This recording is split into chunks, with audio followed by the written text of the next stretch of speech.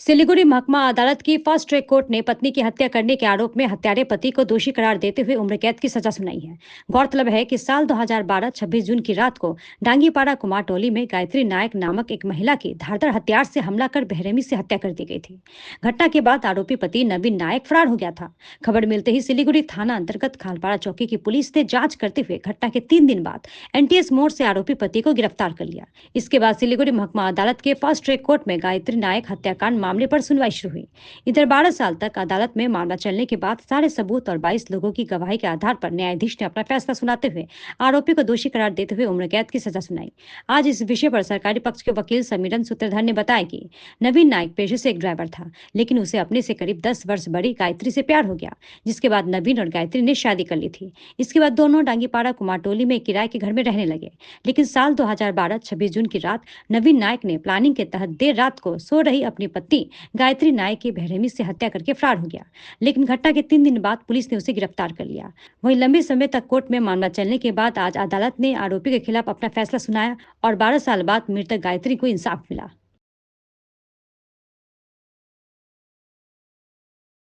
ঘটনা হয়েছিল 26/6/2012 সেদিন রাত্রি প্রায় 3টা সাড়ে 3টার সময় হঠাৎ নবীন নায়ক, যে এই আসামি নবীন নায়ক যে ইয়েতে থাকতো, এই আপনার ডাঙ্গিপাড়ায় কুমারটুলি আছে, সেই কুমারটুলিতে একটা বাড়িতে ভাড়া থাকে। সে ফ্যামিলি মানে তার মিসেসকে নিয়ে থাকতো এবং সেই বাড়িতে অনেক ভাড়াটিয়াও ছিল। সেখানে রাত্রি প্রায় 3টা সাড়ে 3টার সময় 3টা সাড়ে 3টার সময় সে তার নবীনের বৌদি বৌদি বৌদি করে 3বার চিৎকার করে, তারপরে চুপ হয়ে যায়। এই আওয়াজ এত বিভৎস ছিল যে সবাই বেরিয়ে এলো, বাড়ির মালিক টালিক সবাই বেরিয়ে এলো। বেরিয়ে আসাতে তারপর নবীনের বাড়ির সামনে নবীনকে ডাকলো, বাড়ির সামনে যাওয়ার পর ডাকে জিজ্ঞেস করলো যে কী হয়েছে, কিন্তু ও দরজা খুলে না। দরজা না খোলার ফলে বললো যে দরজা ভেঙে আমরা ঢুকবো। ইন দ্য মিন টাইম সে ভিতরে লাইট জ্বলছিল, লাইটটা অফ করে দিয়ে সে বাইরে এলো। আসার পর সে তাদেরকেই জিজ্ঞেস করলো, বাড়ির মালিককে জিজ্ঞেস করলো কী হয়েছে। বলে এখান থেকে বৌদি করে এত চিৎকার করলো, কেন চিৎকার করলো। সে কিছু বললো না, বাইরে এসে বেরিয়ে এলো। আবার বাইরে বেরিয়ে এসে এখান থেকে মারলো দৌড়ে সে ওয়াল টপকে পালিয়ে গেল। পালিয়ে যাওয়ার পরে ওকে চেষ্টা করলো ধরার জন্য, ধরতে পারলো না। এমনিতে বাড়ির লোকজন, যারা বাড়ির মালিক টালিক ছিল, ওরা ঘরের ভিতরে ঢুকে দেখে যে তার স্ত্রী গায়ত্রী নায়ক একদম বিভৎস অবস্থায়, নাড়ি ভুড়ি সম্পূর্ণ বের করা অবস্থায় সে বিছানায় শুয়ে আছে, মৃত অবস্থায়। তারপর পুলিশকে খবর দিল, পুলিশ আসলো।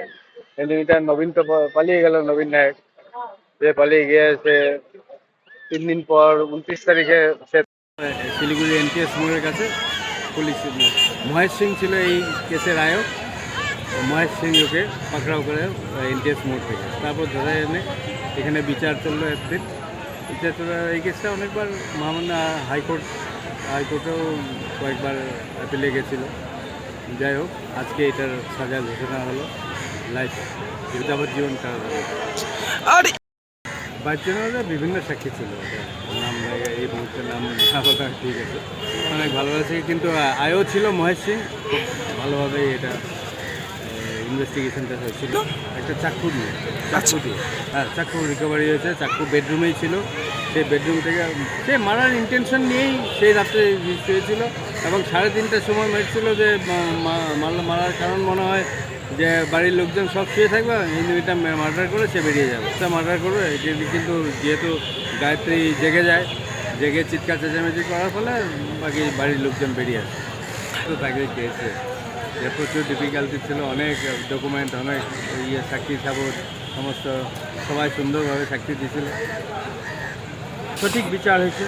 বিচারে যে আমাদের তার পার্সোনাল কোনো নেই, যে বিচার হবে, বিচার সাক্ষী সাবুত যা আসবে এবং মাননীয় আদালত যা ফয়সালা শোনাবে সেটাই আমরা মেনে নিই।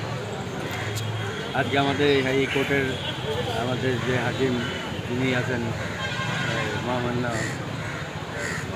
মৈনাক দাসগুপ্ত, উনি সুন্দর একটা জাজমেন্ট একটা